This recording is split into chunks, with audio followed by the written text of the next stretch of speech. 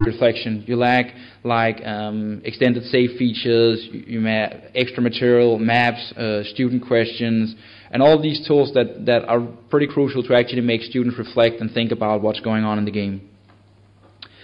And another thing that is very striking is that when I've done some studies, you have some teachers that know games and some teachers that don't know games, and it's very, very different how they actually use games in teaching.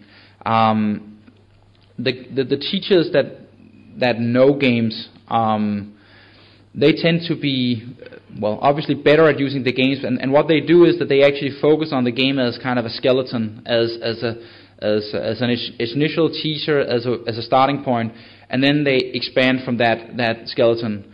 Where the teachers that don't necessarily have that much experience with games, they tend to believe that games can do too much, so they allow the students to, well, play all the time, and then they spend less time on the debriefing, evaluation afterwards, after playing the game. And the good teachers that know games, they are very good at doing what we call just-in-time lectures.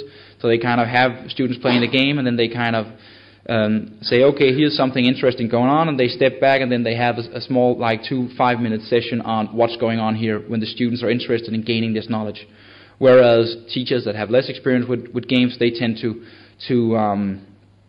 have a more classic setup where they kind of, well, play the game for 2 hours and then we discuss it, which works not as well as the just-in-time lectures.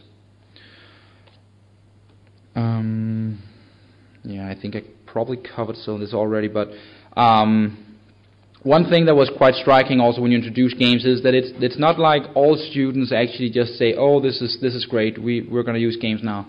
There is actually some students that find that this is, you know, a waste of time, and this is too much fun, and we should be serious, and we're in school, and, you know, especially since as you kind of go up through the educational system, it's not as clearly a problem in middle school as it is, for example, in high schools.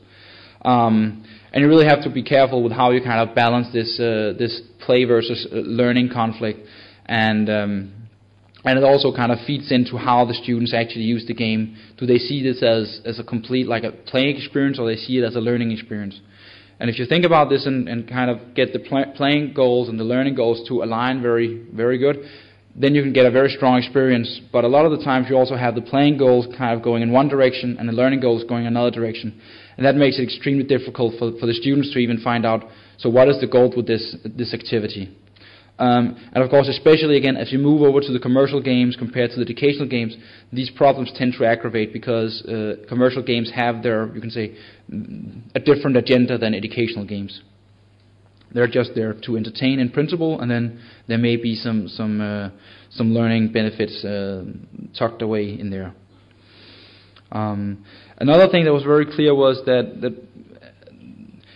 knowledge don't automatically just transfer out of the game context. I mean, if you play the game, students will very much kind of say, okay, so this is something that's going on in the game, not much different from when you, well, the transfer problem is a very big problem in education in general, and it's also a problem in games. So you have to very carefully think about how do you actually make sure that you have like the game experience, you have a discussion of the game experience, and you link that to both the curriculum and other teaching, but also to students' own background, their own knowledge, to really make sure that they get something out of the experience. The last two I covered a bit yesterday, and I've said it already. It's very important to frame the content and the playing experience in the right way, and it's very important that you explicitly also point to the feedback and consequences that the game has, so the students learn to recognize where the game is actually telling them something. And this is especially so for some of the weaker groups, or the less game-savvy students that don't necessarily know the lingo of computer games. And it is in many ways a new language that they also have to learn. And there's a very big difference between some students playing Pac-Man and some students playing strategy games and some playing World of Warcraft that you also have to consider in relation to what game genres you actually use in the educational context.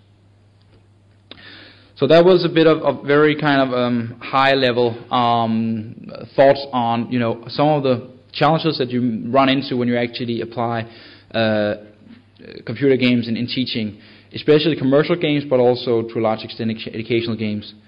And I'm going to try then to give a small example of the Palestine game that we have very extensive experience with using in different educational contexts.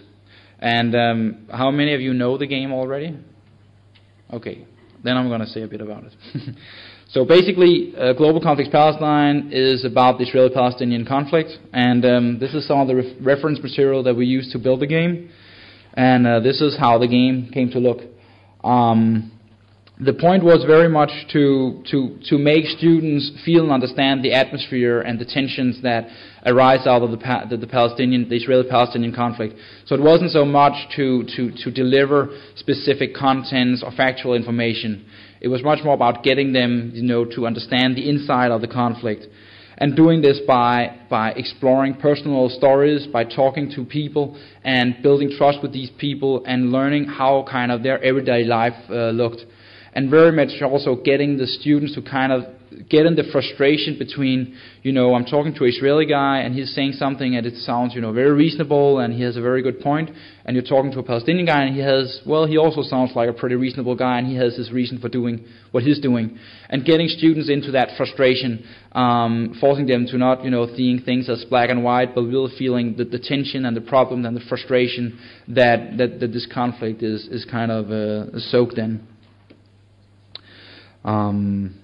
As I said, they very much about trying to see the inside of the conflict and getting a more personal perspective. I'm just going to try and show a small trailer so you have an idea of how it is. The ones that saw that yesterday will see that the graphics are not quite as impressive, but it is a bit older, and we were a bit less competent. So in this game, you arrive in Jerusalem as a freelance journalist. You start out by talking to your editor. That kind of helps you what's going on and what should you do. And you basically choose between writing for 3 different newspapers, Israeli, a Western, or Palestinian. And depending on what newspaper you write for, they want you to gather different kinds of information. So it's not like they're not objective, the newspapers, they're just looking at different areas of the conflict. So for example, in the second mission you play about a checkpoint, what's going on at the checkpoint. This is the editor trying to introduce you a bit to what's going on, sending you out on a mission. And for example, in the second mission, he will tell you, okay, so you can write for the Palestinian newspaper, and they'll be interested in learning about the problems you have going through the checkpoint, and they can't get to work and don't go to school, etc. The Israeli newspaper will be more interested in, learning how hard it is for an 18-year-old to stand guard at a checkpoint with terrorists running around, and the tensions and the stress and the problems that causes. So they will actually write about the same thing, but it will be from very, very different perspectives. And obviously, it's up to the student to recognize